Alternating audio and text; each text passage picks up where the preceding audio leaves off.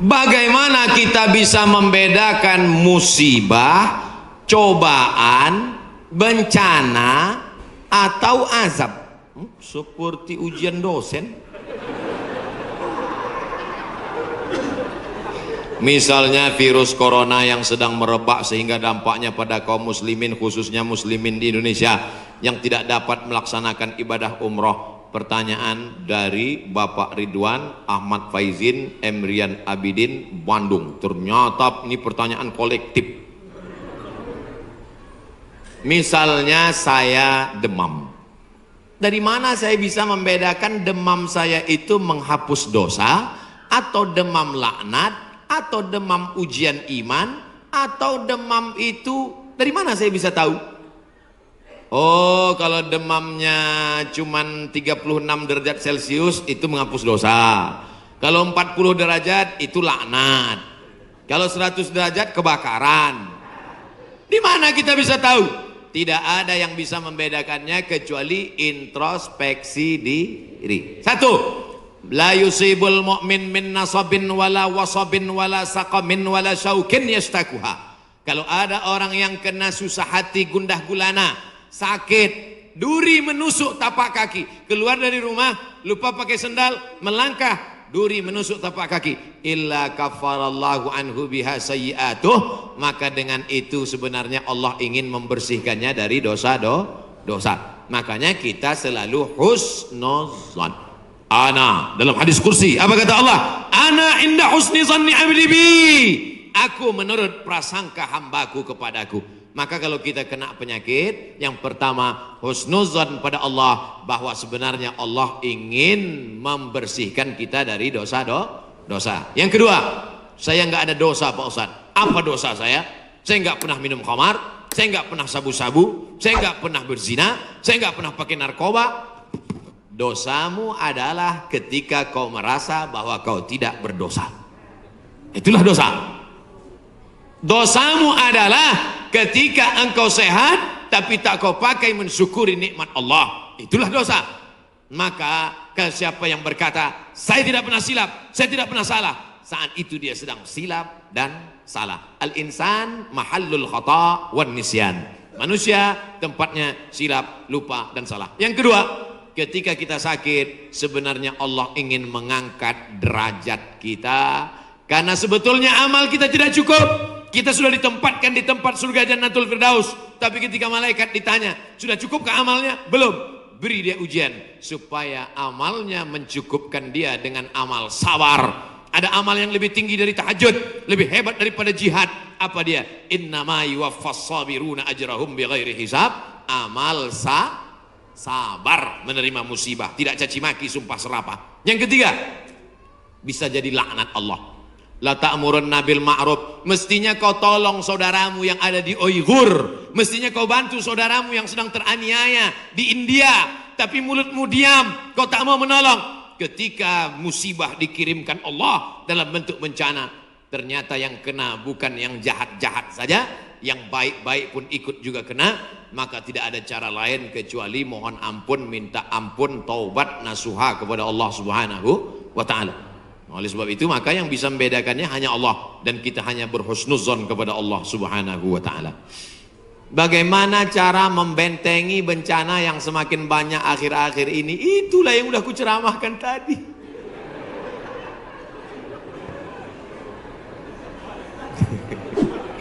Itulah yang udah kita bicarakan selama 1 jam 15 menit tadi, brother. Tadi saya yakin ini pertanyaannya sebelum ceramah.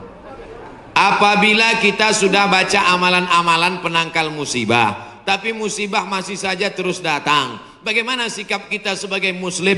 Man lam yardha bi qada'i, siapa yang tidak ridha menerima takdirku, walam yasbir bi balai, siapa yang tidak sabar menerima ujianku, falyatlub rabban siwaya, carilah Tuhan selain aku.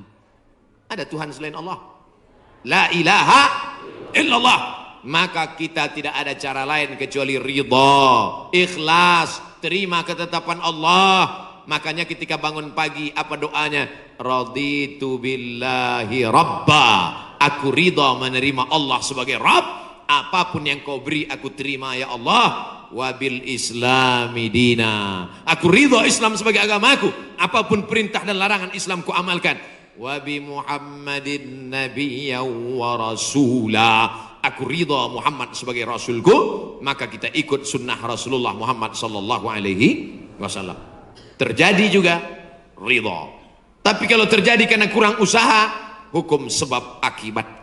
Sudah disimpan uang di dalam dompet, dompetnya dikunci, dompetnya dalam laci, lacinya dikunci, lacinya dalam lemari, lemarinya dikunci, lemarinya dalam kamar, kamarnya dikunci, kamarnya dalam rumah, rumahnya dikunci, rumahnya dalam komplek, kompleknya dikunci, hilang juga. Terus mau ngamuk. Tidak ada cara lain kecuali ridha kepada Allah. Tapi kalau punya sepeda motor nggak dikunci, malah berhenti, mesinnya hidup, kuncinya diletakkan, terus sibuk beli ngobrol, beli kangkung 2 ikat, ngobrolnya 2 jam. Ketika dilihat hilang. Terus ketika hilang suaminya nanya, mana motor kita? Ridho mas. Itu bukan ridho, goblok. Mohon maaf saya keceplosan.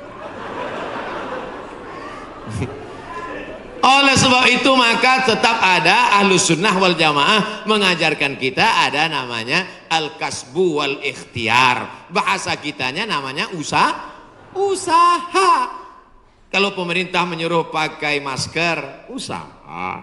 Jangan tidak ikut. Suruh cuci tangan sering. Sebetulnya kita nggak perlu belajar masalah cuci tangan. Ada nggak ada virus kita tetap cuci tangan, betul? Subuh cuci tangan, zuhur cuci tangan, asar cuci tangan, maghrib cuci tangan, isya cuci tangan, tahajud cuci tangan, witir cuci tangan, duha cuci tangan. Orang Islam paling sering cuci tangan. Makanya saya heran kalau sampai anak-anak kita diajarkan, mama siapkan gayung sama sabun. Untuk apa nak? Hari cuci tangan internasional. Loh, kita nggak perlu diajari cuci tangan. Nanti takutnya 20 tahun akan datang ada lagi namanya Hari Cebok Nasional. Dari 14 abad yang lalu kita sudah bersih, betul? Tidak akan ada bakteri bersarang di ujung-ujung jari kita karena kita paling sering cuci tangan. Tidak akan ada bakteri yang bersarang di ujung kuku kita karena kita paling potong kuku hari Jumat. Kalau seminggu tak akan mungkin kukunya panjang. Makanya Nabi berkata, asfaraka, kukumu kenapa panjang? Inna syaitana yaqudu ma tala minha. Setan duduk di kuku yang panjang. Makanya pertama yang dijaga dalam Islam adalah kebersihan. Kuman datang, binatang dipotong. Setelah dipotong darahnya keluar karena ternyata bakteri ada di dalam darah. Setelah darahnya keluar, dipotong-potong, dicuci sampai 4 kali. Ibu, saya tidak punya saudara perempuan. Waktu masih kecil di rumah, bantu ibu di rumah, saya disuruh cuci.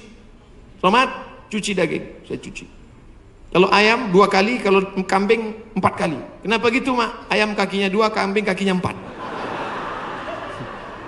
Saya nggak tahu anak kecil.